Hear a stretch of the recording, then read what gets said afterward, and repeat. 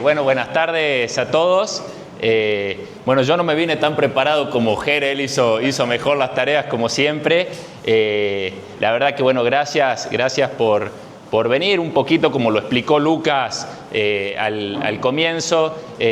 Bueno, hace rato que él y algunos chicos más tenían la idea de empezar a hacer estas charlas acá en el comité. La idea es hacer charlas cortitas. Yo lo jodo con que las podemos hacer todas las semanas. Por ahí Camilo me dice semana por medio. Yo creo que puede ser todas las semanas. Y la idea es esto, ¿no? Si bien surge de algunos militantes de la juventud, bueno, ya está Agu también, pero la idea es que sea un espacio de encuentro de todo el partido, que todas las semanas o cada 2 semanas haya 2 militantes que quieran plantear un tema y, como decía Jere cuando terminaba, plantear disparadores para que después podamos seguir discutiendo y debatiendo. La idea es hacer charlas cortitas y que después seguramente charlemos un poquito. El tema del que yo voy a hablar tiene algunas vinculaciones con lo que él planteó y es Democracia 4.0, el partido del voto secreto y universal en tiempos de inteligencia artificial. Empiezo la charla por ahí con una pregunta, que es: ¿qué creen ustedes que tiene en común la imprenta, el voto secreto y la inteligencia artificial? Porque a primera vista parecen 3 cosas distintas, sin embargo tienen una cosa fundamental en común, que es que las 3 son tecnologías que cambian la manera como se distribuye el poder en una sociedad. Vayamos, por ejemplo, a la primera, a la imprenta. La imprenta apareció hace ya más de 5 siglos y fue uno de los grandes cambios en el mundo, una de las grandes transformaciones, cambió la historia del mundo, sobre todo porque democratizó el acceso al conocimiento. Antes, hasta la aparición de la imprenta, el conocimiento y por ende la información y por ende el poder lo tenían algunos pequeños grupos, algunas pequeñas élites de la sociedad, y generó, por supuesto, como todo gran cambio, una gran resistencia y mucho temor. También la aparición de la imprenta.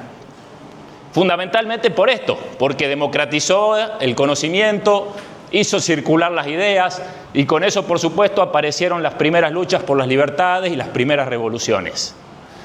Vamos al segundo, el voto secreto, que ahí es donde aparece además la historia del radicalismo, la historia de nuestro partido. La democracia en nuestro país no fue un regalo, sino que fue una conquista. La Constitución de 1853 preveía el sistema democrático, el sistema representativo, pero la verdad es que durante casi 70 años tuvimos una democracia puramente formal. Ustedes recuerdan los tiempos del fraude, del voto cantado, y por supuesto con eso una pequeña élite, un mismo círculo de poder que desde 1853 a 1916 gobernó el país, lo que Leandro Alem llamaba el régimen falaz y descreído. Esto se dio hasta que apareció un movimiento político que primero fue la Unión Cívica de la Juventud, después la Unión Cívica y finalmente, cuando un sector de esa Unión Cívica decidió pactar con el régimen, liderados por Alem, se conforma la Unión Cívica Radical, que no luchó para administrar el poder. La aparición del radicalismo no se dio solamente para llegar al poder y administrarlo como se venía haciendo por otro grupo humano, sino para democratizarlo. En el libro de Raúl Alfonsín, ¿Qué es el radicalismo?, Alfonsín dice que no venimos de una fuerza política que peleó en 1890 en la Revolución del Parque para llegar al poder, sino que peleó por el voto secreto, por el voto universal, porque de lo contrario hubiese sido avalar la idea de que por la fuerza un gobierno podía ser reemplazado por otro. Entonces esa es la aparición del radicalismo, las distintas revoluciones, la abstención y todo lo que se dio durante casi 25 años, hasta que en 1912 le arranca Hipólito Yrigoyen al régimen la ley Sáenz Peña del voto universal, secreto y obligatorio. Y eso lleva por primera vez a un presidente popular como Hipólito Yrigoyen al poder. Pero ahí no se terminó la lucha por la democracia, porque durante todo el siglo XX nuestro sistema democrático tuvo interrupciones, golpes de Estado, hasta 1983, que ahí aparece nuevamente la Unión Cívica Radical con una figura como Raúl Alfonsín, liderando la lucha de la reconstrucción de la democracia. Yo siempre me acuerdo un profesor de la facultad que decía que esa lucha que lideró Alfonsín y el radicalismo fue la epopeya democratizadora más grande de la historia de América Latina, porque recuperó la democracia en Argentina, pero también en otros países como Brasil, Paraguay, Chile, que también tenían dictaduras, y que fue el paso que dio nuestro país, el primero, para la recuperación de la democracia en buena parte del continente.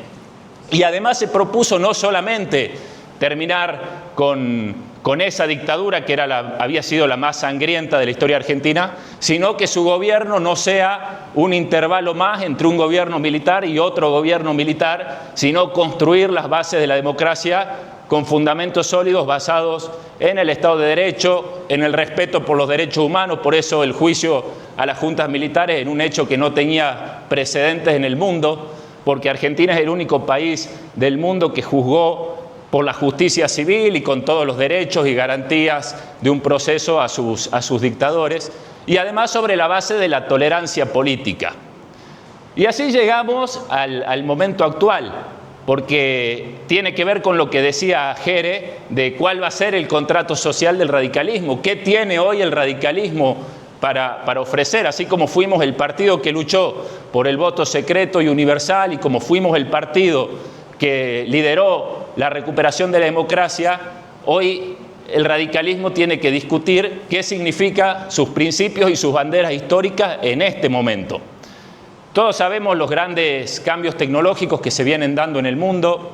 En los últimos 30 años Internet cambió absolutamente todo, desde cómo trabajamos, cómo compramos las cosas, cómo nos informamos, cómo nos relacionamos. Y la política cambió mucho menos, si bien hay cambios en la forma de hacer política y se está viendo mucho, y en cómo se maneja el Estado, pero lo cierto es que hoy tenemos un diseño institucional del siglo XIX con un Estado que funciona y da respuestas como si estuviésemos en el siglo XX, y ciudadanos del siglo XXI que quieren respuestas urgentes y concretas, y tienen razón, porque si con un clic se pueden conseguir tantas cosas, por ahí se plantea por qué el Estado le cuesta tanto hacer cosas que también parecerían muy simples. Entonces, ahí hay también una crisis de la legitimidad del sistema, y encima ahora apareció y explotó la inteligencia artificial. Y la inteligencia artificial también reordena el poder. Y ahí hay un debate que es clave, que es si la inteligencia artificial va a servir para concentrar más el poder en unas pocas manos, que además ya no es solamente el Estado, porque hay grandes empresas a nivel internacional también que manejan datos, información, manipulan la información, o si va a servir para democratizarlo. Entonces creo que ahí el radicalismo, que surgió como un partido para evitar la concentración del poder y democratizarlo, tiene un desafío importante, que es cómo funciona la democracia y cómo funciona el Estado en tiempos de inteligencia artificial y de datos y de algoritmos, etc. Y tenemos que ahí plantearnos debates, seguramente, animarnos a liderar debates de propuestas que hay que dar, por supuesto, cómo garantizar la democracia representativa, pero cómo mejorarla en defensa, por supuesto, del voto, del sufragio universal, etcétera, la soberanía digital, el cuidado de los datos, el manejo de la inteligencia artificial en las campañas electorales, y también, por supuesto, cómo mejorar y hacer un uso inteligente de todas estas herramientas para tener un Estado más eficiente. Así que este era uno de los temas que queríamos plantear. Así como el radicalismo fue el partido que luchó contra el fraude y fue el partido que lideró la lucha por el voto universal, secreto y obligatorio, y fue el partido que encabezó la lucha por la recuperación de la democracia, creo que el radicalismo tiene que ser también el partido que lidere cómo democratizar el poder en tiempos de inteligencia artificial, a través de más participación ciudadana. Jere planteó varias cosas, más transparencia y también un Estado más eficiente y que le resuelva los problemas a la gente. Así que muchísimas gracias, ese era un tema como para plantear como disparador. Muchas gracias.